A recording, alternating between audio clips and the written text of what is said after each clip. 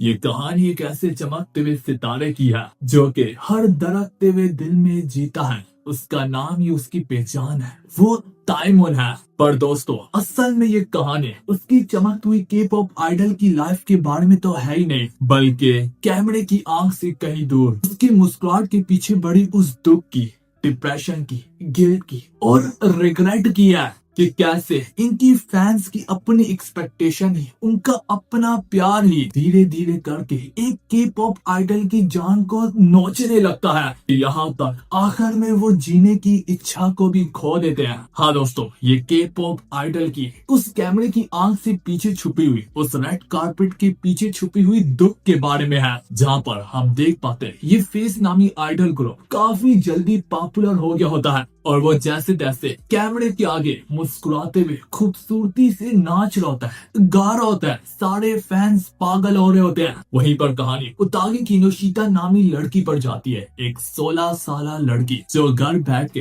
ताइमन की कमर तोड़ परफॉर्मेंस को देख रही होती है और यहाँ पर अपना दिल दे बैठती है। पर यहाँ तक उसकी थोड़ी सी क्रिंज हरकतें देखकर उसकी फैमिली को उसकी फिक्र होने लगती है। इसी वजह से तो उसकी छोटी सिस्टर भी उसे कुछ खास पसंद नहीं करती होती। इवन के उतागी किनोशिता इतनी हार्ड डाइंग फैन होती है कि उसने अपने पार्ट टाइम से जमा किए हुए पैसों से भी ताइमन के फिगर की कलेक्शन बाई की होती है, जो कि बहुत ज्यादा एक्सपेंसिव होती है। एक तरह से वो बिल्कुल उससे गॉड की तरह वर्शिप करती है। तो यहाँ पर एक जरूरी सवाल भी रेज होता है, कहाँ पर जा रही है ये लड़कियां? मैं लड़कियों को एक सलाह जरूर देना चाहूंगा, तुम उनसे प्यार करो मगर उन्हें खुदाओं की तरह पूजो मत। फैंस बनने में कोई बुराई नहीं है, लेकिन तुम लोग जितना खर्चा उनकी फिगर्स बाय करने में लगाते हो, इसके बजाय अगर तुम ये पैसा अपनी फैमिली के साथ एक अच्छा टाइम स्पेंड करने में लगा दो, इसके बजाय अगर अपने पेरेंट्स को ही गिफ्ट दे दो, तो इससे फैमिली में भी प्यार बढ़ेगा।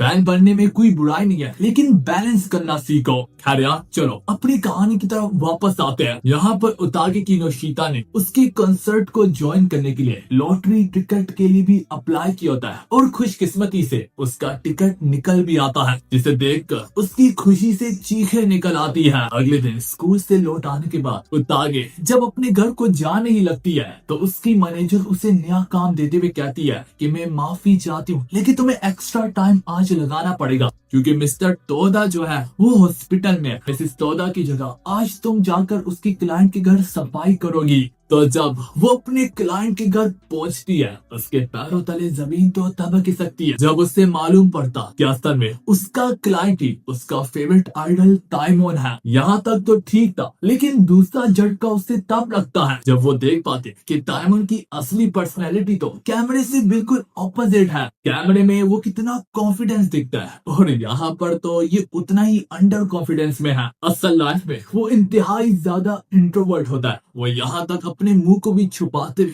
कांपते हुए हालत में कहता है, मुझे किसी ने ये आज नहीं बताया था कि एक जवान लड़की मेरे घर आने वाली है। ओह भाई, मेरी तो लाइफ खत्म हो गई। उसने तो मेरी असली पर्सनैलिटी को ही देख लिया। वो जरूर सोचती होगी कि मेरा चेहरा कितना ज्यादा गंदा है। मेरे चेहरे को तो देखकर इस वक्त ये लग रहा है कि मैं सालों से नहीं सोया। शायद वो मुझे पूरे इंटरनेट पर ही एक्सपोज कर दे, जिसे देख कर मेरे फैंस का दिल इतना ज्यादा टूट जाए कि यहाँ तक मैं बाहर रात को अपने फैंस के हाथों मारा जाऊं। उतागे सोचने लगती है, क्या ये वही सेम पर्सन है जो कैमरे के आगे हर वक्त मुस्कुराता रहता है? खैर यार, वो उसे एक लम्हे के लिए अकेला छोड़कर सफाई करने लगती है। पर तभी उसे एक ख्याल आता है कि क्या होगा कि वो इतना ज्यादा गिल्ट में चला जाए कि वो रिटायरमेंट ले ले। ये सोचकर तो उतागी की दुनिया ही उलट पुलट होने लगती है। वो अपने मन में ठान लेती है कि चाहे कुछ भी हो जाए, ताइमन को आइडल लाइफ को छोड़ने नहीं दूंगी, मुझे कुछ भी करके उसे चेयरफुल करना होगा। तो जब उतागी उससे बताती है कि मुझे तुम्हारे फेस से कोई प्रॉब्लम नहीं है, तुम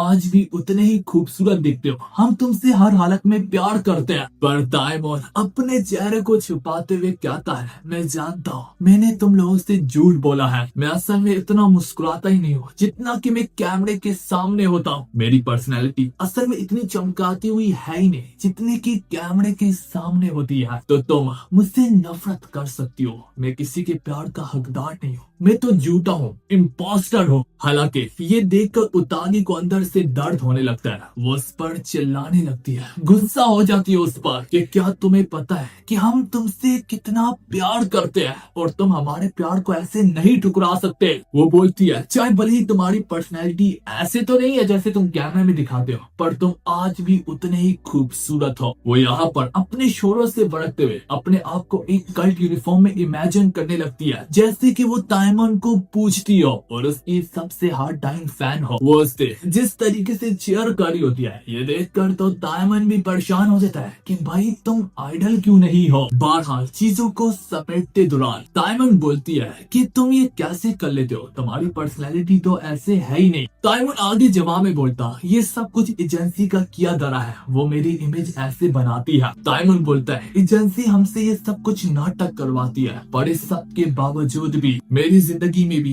एक ऐसा बंदा है जिसको मैं भी एडमायर करता हूँ, जो कि मेरा आइडल है। इसी की वजह से मैं अपने काम के थ्रू सबके चेहरों पर मुस्कुराहट लाना चाहता हूँ और ये मुझे काफी खुश करता है। तभी तो कहीं जाकर उतागी को इस बात का एहसास होता है कि हाँ यार, ये चाहे भले ही एजेंसी उससे नाटक तो करवाती है, लेकिन उस नाटक के पीछे छुपे हुए वो एक्शन जो है असल में ताइमोन के अपने दिल से ही होता है। ताइमोन चाहता है कि उसकी परफॉर्मेंस लोगों के चेहरे पर मुस्कुराहट लाए, उनकी बेरंग जिंदगियों में रंग को बढ़ दे। ये देख कर तो उतागी दिल ही दिल में उसकी और भी रिस्पेक्ट करने लगती है। तो वो यही कहती है, चाहे भले ही एजेंसी तुमसे ये करने का कहती है, लेकिन तुम्हारी नियत एकदम साफ है। सच कहूँ तो तुम्हारी अपनी पर्सनैलिटी तुम्हारी अपनी है, इससे जरा भी फर्क नहीं पड़ता। पर तभी उसे वो पल याद आने लगता है जहाँ पर कोई तो उससे कहता है कि मुझे तुम्हारी असली पर्सनैलिटी से नफरत है। आज के बाद से अपना ये गंदा चेहरा मत दिखाना, जिससे याद करके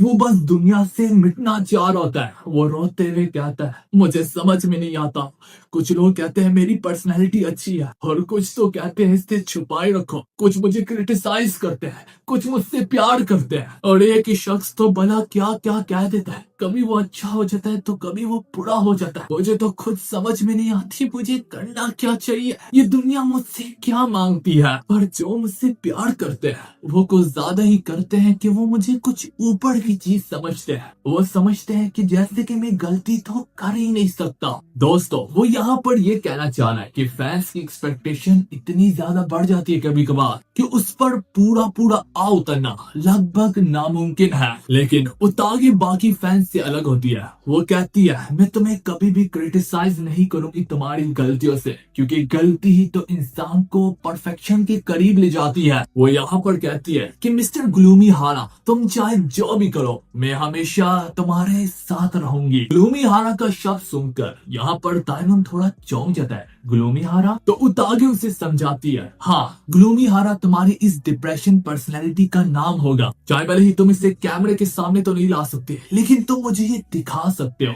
और मुझे इससे कोई भी प्रॉब्लम नहीं है। इसलिए तो उसने यहाँ तक उसकी इस पर्सनैलिटी को नाम दिया है। जिसके बाद वो उसके लिए खाना बनाते वक्त कहती है, मैं हैरान हूँ जब मैं तुम्हारे घर में आया तो सब कुछ कितनी गिटी पिटी हालत में था और यहाँ तक तुम्हारे पास फ्रिज में भी सिर्फ कचरा ही पड़ा हुआ है। तो आगे से ताइमोन बोलता है, क्योंकि मैं खुद भी कचरा हूँ, मुझे तो दुनिया से ही मिट जाना चाहिए। उतागी आगे से और हैरान होते हुए कहती है, नहीं मेरा मतलब वो नहीं था, मैं तो इस पर हैरान हूँ कि तुम कुछ हेल्दी खाते भी नहीं हो, तब भी तुम घंटों की परफॉर्मेंस कर सकते हो, घंटों तक गा सकते हो और नाच सकते हो। तो इसकी वजह से आज वो उसके लिए काफी बढ़ चढ़ के मजे मजे के खाने बनाती है और जब वो उसका पहला नवाला ही लेता है उसके खुशगवार जायके से ताइमोन की के पॉप आइडल पर्सनैलिटी एक्टिवेट हो जाती है। वो फौरन से अपनी के पॉप आइडल पर्सनैलिटी में जाते हुए हमारी उतागी के साथ तो फ्लर्टिंग शुरू कर देता है। वो कहता है कि नातों ने इतना खूबसूरत जायका दिया कि दिल चाहता है तुम्हारी उंगलियों को ही चाट लो। उसको इतना करीब आता देखकर हमारी उतागी काफी ज्यादा ब्लश करने लगती है।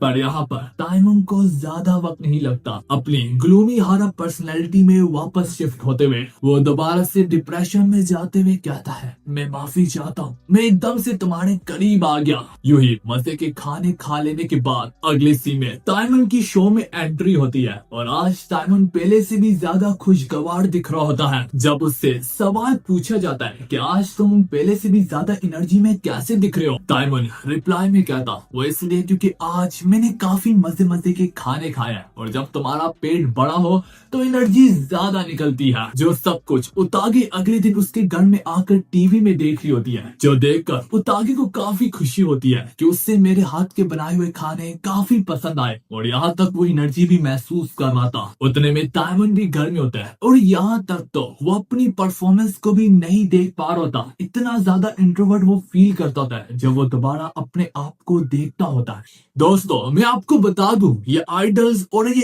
एक्टर्स में काफी ज्यादा कॉमन होता है कि जब वो अपनी एक्टिंग कर लेते हैं वो अपने आप को दोबारा नहीं देख पाते। वो अपने आप को देखकर काफी ज्यादा एम्बैरेसमेंट फील करते हैं क्योंकि उनकी फैंस की एक्सपेक्टेशन इतनी ज्यादा होती है। वो डर जाते हैं कि क्या होगा अगर मैंने गलती की हो और मैं जब उसे अपनी आंखों से देख लूं तो उनका पूरा दिन बेकार चला जाता है। ये चीज यहाँ तक हैरी पॉटर में डैनियल के साथ हो चुकी है। कुछ समय के बाद यहाँ पर ताइमुन जो होता है वो तागे के पास आकर एक फेवर मांगता है कि मेरे मैनेजर ने कहा है कि तुम घर में बैठकर कुछ सेल्फीज को क्लिक करो फैंस के लिए, तो इसमें मैं तुम्हारी मदद चाहता हूँ क्योंकि मैं जितनी बार भी अपने के पॉप आइडल में जाने की कोशिश करो मुझसे नहीं जा पा रहा। तो अगर शायद से तुम मुझे चेयर करो बिल्कुल एक फैन की तरह तो मैं अपने के पॉप आइडल की पर्सनैलिटी में शिफ्ट हो पाऊं। तो इस पर ओतागे भी यही करती है, पर वो इतना ज्यादा बढ़ चढ़ के चेयर कर देती है कि हमारा ताइमुन अगले ही पल में अपनी पर्सनैलिटी में शिफ्ट भी कर जाता है। तो इसी तरह वो उसकी बढ़ चढ़ के सेल्फीज को क्लिक करते हैं और एक एक सेल्फी काफी बढ़िया आती है कि यहाँ तक तो ओतागे खुद ही उसे अपना दिल दे बैठती। सेल्फीज को क्लिक करने के बाद ओतागे उसे बोलती है कि सेल्फीज जैसे ही पब्लिक होगी मैं सबसे पहले जाकर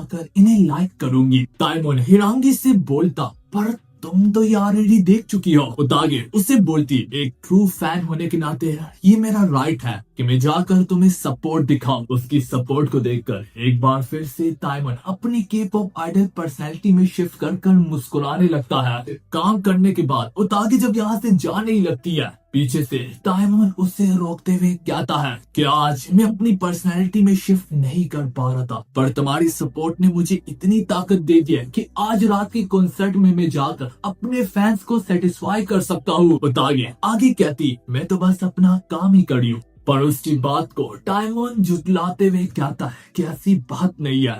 असल में जब भी फैंस मुझे कॉम्प्लीमेंट करते हैं तो ये मुझे आगे बढ़ने की काफी ताकत देता है और अगर शायद से आज तुम ना होती यहाँ पर तो मैं अपने आप को संभाल ना पाता। इस पर अपने कानों को ठहराते ही ओतागे की खूबसूरत आंखों में आंसू भर आते। पर यहाँ पर ताइमुन को गलतफहमी हो जाती है। उसे लगता है कि शायद से उसकी गंदी स्माइल ने ओतागे को अंदर से चोट पहुंचा दी। ओतागे क्लियर करते हुए कहती है, नहीं असल में ऐसी कोई बात नहीं है। ताइमुन के मुंह से तारीफ सुनना तो वो तो ठीक ही है, लेकिन तुम्हारी मिस्टर ग्लूमी हारा पर्सनैलिटी जिसे कोई भी चेयर नहीं कर सकती, तो अगर वो मेरे बारे में इतना अच्छा सोचेगी तो ये तो मेरे लिए काफी है। यह सुनकर ताइमुन के चेहरे पर एक बार फिर से मुस्कुराहट आ जाती है और इस बार वो मुस्कुराहट काफी ज्यादा ब्राइट होती है, जो कि यहाँ तक ओतागे के दिल को चीरते हुए उसके जिस्म से बाहर निकल आती। अब तो ताइमुन का यही इंप्रेशन हो जाता है। वो अपने मुंह को छुपाते हुए कहता है, जैसे कि मैंने सोचा ये मेरी गंदी मुस्कुराहट ही है, लेकिन ओतागे उस पर जामुन की तरह टूट पड़ती। वो कहती, नहीं प्लीज मुझे तुम्हारी स्माइल एक बार फिर से देखनी है। और इसी हाथापाई में यहाँ पर ताइमुन जमीन पर गिर जाता और ओतागे उसके ऊपर। ये सिचुएशन काफी ज्यादा ऑकवर्ड होती है, लेकिन एक बार फिर से उसके चेहरे की बस मुस्कुराहट को देखने के लिए ही हमारी ओतागे की आंखें तरस गई थी। ये सिचुएशन इससे ज्यादा वर्स नहीं हो सकती थी। कि यहाँ पर ताइमन का मैनेजर आ जाता है। ताइमन का मैनेजर आते सारी दोनों को खूब सुनाने लगता है कि एक फैन होने के नाते तुम्हारी इतनी हिम्मत भी कैसे हुई कि तुम ताइमन के करीब आए। वहां से माफी मांगते हुए उतागे निकल लेती है और भागती दौरान उसे एहसास होता है कि हाँ यार, मैं असल में ये क्या कर रही थी, मैंने उस पर हमला एक तरह से कर दिया, सब उसका चेहरा जबरदस्ती देखने के लिए। और एक तरह से ये हरासमेंट में आता है। वो सोच लेती है कि आज से मैं दोबारा कभी भी उससे नहीं मिलूंगी, कि कहीं से उसके लिए ज्यादा मुश्किल ही ना हो जाए। पर दोस्तों, पैरों तले जमीन तो तब खिसकती है जब अगले दिन यहाँ पर उसके स्कूल की लड़कियां आपस में इस बारे में बातें कर रही होती है कि उसके मैनेजर ने पोस्ट किया था कि एक लड़की ने उसे जबरदस्ती हरास करने की कोशिश की। उसकी किस्मत अच्छी होती है कि उसके मैनेजर को उतागे का नाम नहीं पता होता। उतागे तो ये देखकर अंदर से टूट जाती है कि हाँ भाई, अब तो मुझे उससे दूर ही रहना पड़ेगा। अगले दिन डायमंड की डोर बेल जैसी बजती है, डायमंड काफी ज्यादा एक्साइटेड हो जाता है कि फाइनल उतागे आ ही गई होगी। वो उससे माफी मांगेगा कि कल जो कुछ भी हुआ। पर जब वो दरवाजे को खोलता है तो वो यहाँ पर मिसेस तोदा को पाता है, वही औरत जिसकी जगह पर हमारी उतागे को भेजा था क्योंकि वो हॉस्पिटलाइज हुई थी। हालांकि तोदा अब पहले से ज्यादा ठीक हो चुकी है। वो कहती है कि आज के बाद से मैं दोबारा अपनी रूटीन में सफाई करूंगी, जो देखकर डायमंड अंदर से टूट जाता है। उसका दर्द अब एक बार फिर से भारी पड़ने लगता है, जिस दर्द को उतागे ने उसे हैंडल करने में मदद की थी। उसे तो लग रहा होता है, उसका तो ये मानना होता है कि शायद से अब वो दोबारा कभी भी अपनी उतागे से नहीं मिलेगा। हम उतागे को भी घर में देख पाते हैं, जिसके पास लॉटरी का वो टिकट होता है और आज वो उसकी कंसर्ट में जाने का सोच रही होती है। लेकिन वो अपने दिल में ये ठान लेती है कि आज से वो ग्लूमी हाड़ों को बुलाकर सिर्फ डायमंड की एक ही पर्सनैलिटी को जानेगी, और वो है उसकी के पॉप आइडल वाली पर्सनैलिटी, जिसे वो शुरू से ही चेरिश करती आ रही है। इससे ज्यादा बढ़ के वो कभी भी पर्सनल नहीं जाएगी। देखते देखते वो कॉन्सर्ट का टाइम हम सभी के सरों पर छा जाता है, जहाँ पर डायमंड समेत 5 ग्रुप मेंबर्स अपनी गजब किस्म की परफॉर्मेंस देना शुरू करते हैं। और हाल में मौजूद कोई भी ऐसा फैन ना होता जो खुशी से पागल ना हो रहा होता। यूं ही डायमंड समेत उसके दोस्त भी नाचते जाते और गाते जाते, नाचते जाते और गाते जाते कि यहाँ तक पूरा स्टेडियम उनके नाम को पुकारते हुए पागल हो जाता है। हम वहीं पर अपनी उतागी को भी ऑडियंस में बैठा हुआ देख पाते हैं, जो कि यही कह रही होती है कि हाँ, आज से बिल्कुल पहले की तरह ही मैं उसे सपोर्ट करूंगी और दोबारा कभी भी पर्सनल नहीं जाऊंगी। जहाँ पर सारे मुस्कुरा रहे होते हैं, हमारी उतागी की आंखों में ही सिर्फ आंसू होते हैं और वो यहाँ पर डायमंड की सुरीली आवाज में खोई होती है। यूं ही वो अपने सर से लेके पैर तक का सारा दम लगाते हुए जोर से चिल्लाती है डायमंड के नाम को, ये कहते हुए कि तुम सबसे कूलेस्ट हो। उसकी आवाज सारी ऑडियंस के बीच में डायमंड पहचान लेता है। वो फौरन से पलटता है और यहाँ तक उसकी आंखें भी हमारी उतागे पे जाकर लॉक ऑन हो जाती। और जो दर्द, जो रिग्रेट इस वक्त हमारा डायमंड दिल में महसूस कराता है, वो वहीं पर खत्म हो जाता है। परफॉर्मेंस के खत्म हो जाने के बाद उतागे की आंखों में अभी तक आंसू होते हैं और वो काफी खुश होती है क्योंकि आज वो पहली बार उसके लाइव कॉन्सर्ट में गई थी कि वहीं पर एक रूम से गुजरते गुजरते कोई उसे रूम के अंदर खींच लेता है। और दोस्तों, वो कोई और नहीं बल्कि हमारा डायमंड ही होता है, जो इस वक्त अपने पसीने से उभर रहा होता है। वो सांसें भरते हुए कहता है, मैंने तुम्हें ऑडियंस के बीच में से देखा था, और जब मैंने तुम्हें देखा मैं अपनी नजरों को हटा न पाया। ये सुनते सारे उतागे की आंखों में फिर से आंसू आ जाते। उसे यकीन नहीं आ रहा था कि उसने फैंस के बीच में ना कि सब मेरी आवाज से वो वाकिफ था, बल्कि उसने मुझे चेहरे से भी पहचान लिया। डायमंड उसकी आंखों से आंसू को पूछते हुए कहता कि मैं सबके चेहरे पर मुस्कुराहट लाना चाहता हूँ। जब सब मुस्कुरा रहे थे तो तुम ही थी जो रो रही थी। डायमंड उसकी ओर जैसे अपने कदमों को जमाता है तो हमारी उतागे खुद को कोने में दीवार के किनारे पर पाती। डायमंड आगे बोलता, तो क्या तुम बता सकती हो, आज मैं तुम्हारा इंतजार कर रहा था, तुम आई नहीं। उतागे उसे एक्सप्लेन करती, क्योंकि मैं तुम्हें मुश्किल में डालना नहीं चाहती। एक ट्रू फैन होने के नाते मैं कैसे तुम्हें दुख दे सकती हूँ, मैं कैसे तुम्हें ट्रबल में डाल सकती हूँ तुम्हारे करियर को, जबकि मैं तुमसे इतना प्यार करती हूँ। ताइमून थोड़ा सा निराश होते हुए कहता है कि वो कितना मुझे नुकसान देती है, वो तुम कौन होती हो ये बात को डिसाइड करने वाली, वो तो मुझ पर है। इस बात का फैसला तो मैं करूंगा कि तुम्हारे एक्शन मुझे नुकसान देते हैं या फायदा देते हैं। तो प्लीज ऐसा मत करो, तुमने मुझे आज तक जितनी ताकत दिया है उतना किसी फैन ने नहीं दी। ये बोलते हुए वो उसे पकड़ के अपने सर को उसके कंधे पर रख डालता है। वो बोलता भी है, प्लीज मेरे करीब रहकर मुझे सपोर्ट करो, क्योंकि मैं अब तुम्हारे बिना नहीं रह सकता, मुझे तुम्हारी लत लग गई है।